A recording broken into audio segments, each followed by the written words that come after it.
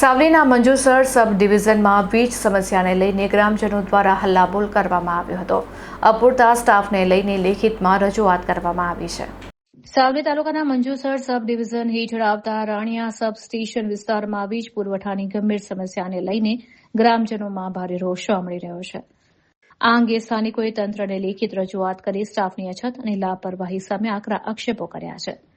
ગ્રામજનોના દાવા મુજબ રાણિયા એસએસ હેઠળના 20 જેટલા ફીડર વિસ્તારમાં 12,000થી વધુ ગ્રાહકો છે, જેની સામે માત્ર 7થી 8 હેલ્પર જ કાર્યરત છે.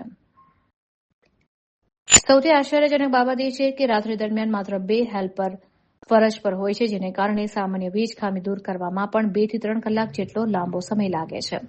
રજૂઆતમાં માંગ કરવામાં આવી છે કે તાત્કાલિક ધોરણે ઓછામાં ઓછા 8 વધારાના હેલ્પરની નિમણૂક કરવામાં આવે, ઉપરાંત ટ્રાન્સફોર્મરની કામગીરી માટે અલગ ગેંગ ફાળવવામાં આવે અને નિયમિત મેન્ટેનન્સ દ્વારા સમયસર વીજ સેવા સુનિશ્ચિત કરવામાં આવે તેવી પ્રબળ માંગ ઉઠી છે.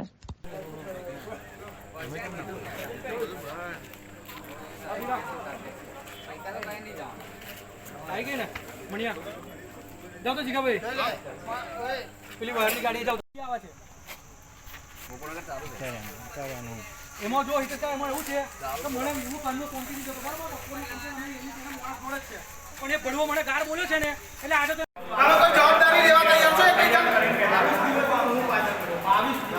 કન્ટિન્યુ અને વસ્તુ ભરી જશે એની જવાબદારી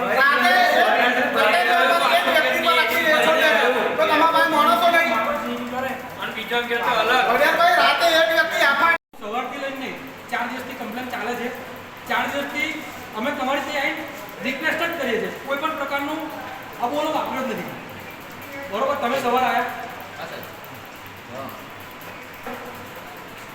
સરપંચ સાહેબની હાજરીમાં એ ભાઈ કમિટમેન્ટ આપી તમે શંકર કરો છો 3 વાગે. બરોબર, મેં તમને 4:30 વાગે ફોન કર્યો, સાહેબ હજુ કોઈ નહીં આવ્યું. તમે ફોન કર્યો ત્યારે એવો આવ્યા બેહી રાખ્યા ઘડી જતી વેલાએ જે આપણે 1:30 વાગે તે નાનું મળે તો આપણે કુંડાવાળા નાનો તો જ બેઠો.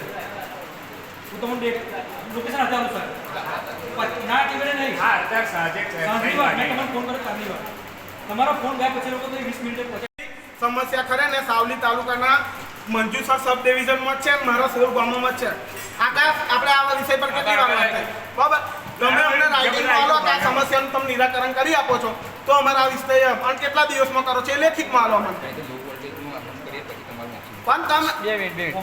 તમારો સ્ટાફ કેટલો તમારો એકચ્યુઅલમાં ખરેખર પ્રોબ્લેમ શું છે એટલું કહી દો. ખાલી ખરેખરમાં તમને મેન પાવર નહીં કે તમારે કોઈ મશીનરીનો પ્રોબ્લેમ છે, મેન પાવર ઓછો પડે છે, તો એ રજૂઆત કઈ આગળ કરવાથી કામ થયું છે તમારે? કઈ આગળ? સર્કલમાં રજૂઆત કોને કરવાની?